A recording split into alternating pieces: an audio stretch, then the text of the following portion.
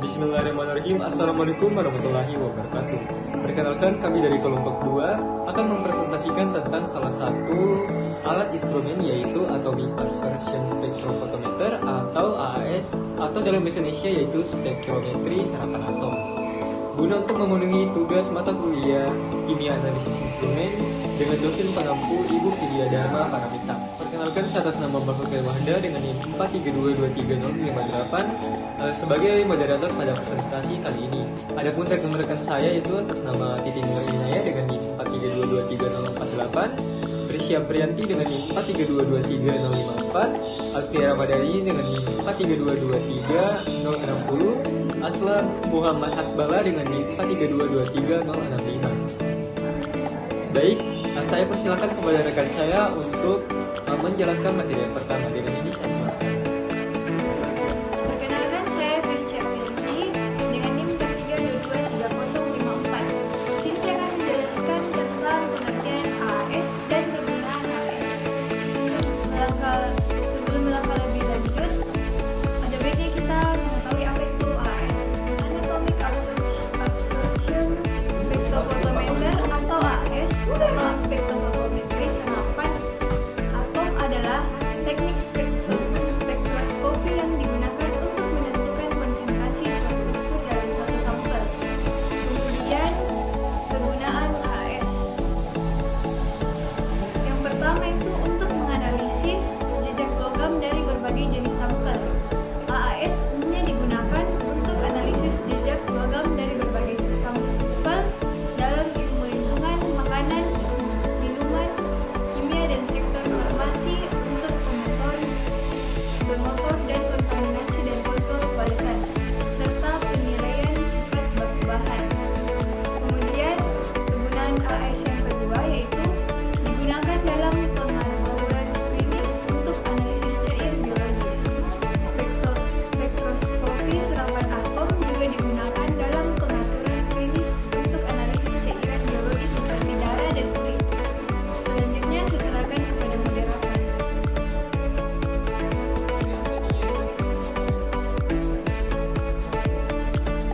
Baik, perkenalkan, nama saya Alfiera Madari dengan NIM 432230060. Di sini saya akan menjelaskan tentang prinsip AAS tersebut.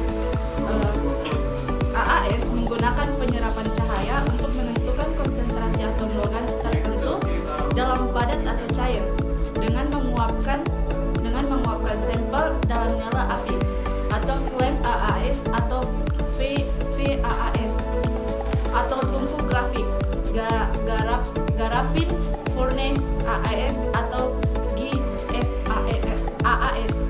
Prinsip kerja AAS didasarkan pada fakta bahwa atom dan ion dapat menyerap cahaya pada panjang gelombang tertentu dan unik.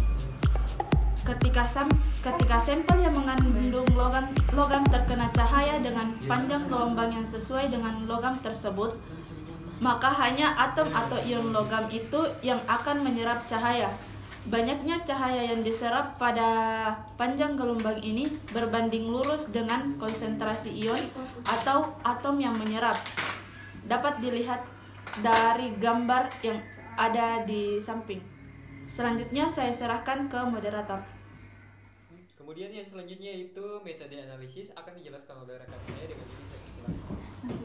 Baik, perkenalkan, nama saya Titi Nur Inaya dengan NIM 432230048.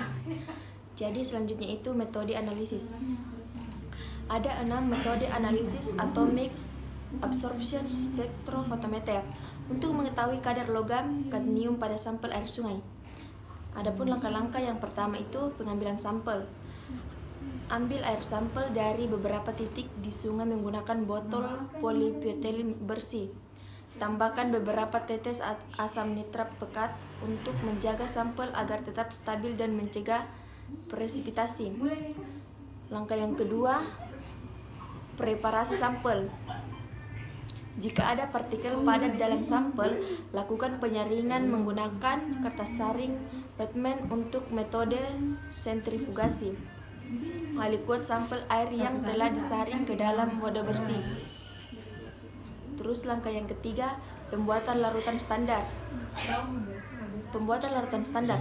Siapkan larutan standar kadmium dengan konsentrasi yang diketahui, misalnya 0,5 ppm, 1 ppm, 2 ppm, dan 5 ppm. Larutkan standar kadmium dalam asam nitrat encer untuk memastikan bahwa kondisi matriks sampel dan standar serupa. Terus langkah yang keempat yaitu kalibrasi alat atomic absorption spectrophotometer.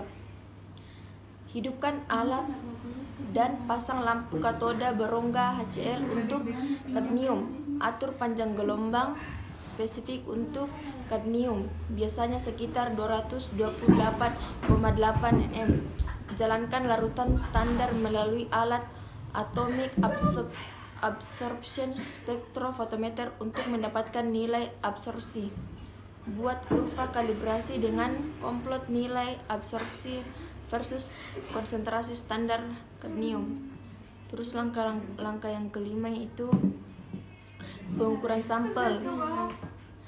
Injeksi sampel air sungai yang telah disiapkan ke dalam alat atomic absorpsi spectrophotometer. Alat akan mengatomisasi sampel dan mengukur nilai absorpsi cahaya oleh atom kadmium dalam sampel.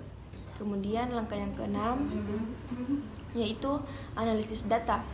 Gunakan kurva kalibrasi untuk menentukan konsentrasi kadmium dalam sampel air sungai berdasarkan nilai absorpsi yang diukur. Sekian dari saya. Selanjutnya itu kelebihan dan kekurangan AAS akan dijelaskan oleh rekan saya dengan ini, saya persilahkan. Perkenalkan, saya Islam Muhammad Asballa. Kali ini saya akan menjelaskan kelebihan dan kekurangan metode AAS. Adapun kelebihan metode AAS yaitu dari satu larutan sampel yang sama, beberapa unsur yang berbeda dapat diukur. Kemudian memberikan hasil data yang spesifik, batas kadar yang ditentukan sangat luas. Pengukuran dapat langsung dilakukan terhadap suatu larutan sampel, cepat dan efisien, dan sensitivitas yang tinggi. Adapun kelemahan metode AAS yaitu hanya cocok untuk analisis logam, bukan untuk non-logam, membutuhkan kalibrasi yang tepat, biaya pemeliharaan dan perawatan yang cukup besar, dan sampel perlu didestruksi terlebih dahulu sebelum dianalisis. Itulah tadi kelebihan dan kekurangan metode AAS. Saya kembalikan kepada moderator. Yang selanjutnya itu perbandingan AAS dengan alat analisis yang lain. Pada kali ini yaitu perbandingan antara AAS dengan ICP-OES atau Inductively Coupled Plasma Optical Emission Spectroscopy. Nah, pada sensitivitas AAS tinggi mampu mendeteksi hingga bagian permilian atau ppb untuk beberapa unsur. Pada ICP-OES cukup tinggi, tetapi biasanya kurang sensitif dibandingkan AAS untuk beberapa unsur. Pada sensitivitas di AAS sangat spesifik untuk satu unsur pada satu waktu, sedangkan pada ICP-OES mampu menganalisis banyak unsur sekaligus. Kecepatan AAS lebih lambat karena umumnya mengukur satu unsur per analisis, sedangkan ICP-OES lebih cepat, mampu menganalisis banyak unsur dalam satu pengukuran. Biaya AAS lebih murah dalam hal biaya peralatan dan operasional dibandingkan dengan ICP-OES, karena ICP-OES lebih mahal baik dalam hal peralatan maupun operasional. Interferensi pada AAS rentan terhadap interferensi kimia dan spektral, sedangkan pada ICP-OES lebih sedikit interferensi spektral dibandingkan AAS. Penggunaan AAS umumnya digunakan untuk analisis logam berat dan unsur minor dalam berbagai sampel, sedangkan pada ICP-OES digunakan untuk analisis multi elemen dalam berbagai aplikasi industri dan penelitian. Nah, yang selanjutnya itu Perkenalkan, saya Alfia Ramadhani dengan NIM 43223060 akan menjawab pertanyaan dari Salsabila dengan NIM 43223066. Yaitu pertanyaannya, salah satu kelemahan metode AAS yaitu sampel perlu didestruksi terlebih dahulu sebelum dianalisis. Nah, pertanyaan saya, mengapa sampel perlu didestruksi terlebih dahulu sebelum dianalisis dengan metode AAS? Baik, sebelumnya perlu diketahui bahwa destruksi adalah proses menghancurkan atau merusak sesuatu menjadi bagian-bagian yang lebih kecil. Mengapa sampel perlu didestruksi terlebih dahulu sebelum dianalisis dengan metode AAS?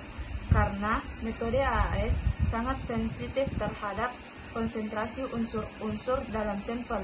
Oleh karena itu, sampel harus dihancurkan menjadi partikel-partikel kecil atau bubuk untuk memastikan bahwa semua unsur dalam sampel terdispersi secara merata dan dengan akurat dianalisis oleh metode AAS. Selain itu, sampel juga harus dihancurkan untuk menghilangkan kontaminan atau partikel asing yang dapat mengganggu analisis. Sekian dari saya kembalikan ke moderator. Sekian dari kami, lebih dan kurangnya mohon dimaafkan. Wabillahi taufiq wal hidayah. Wassalamualaikum warahmatullahi wabarakatuh.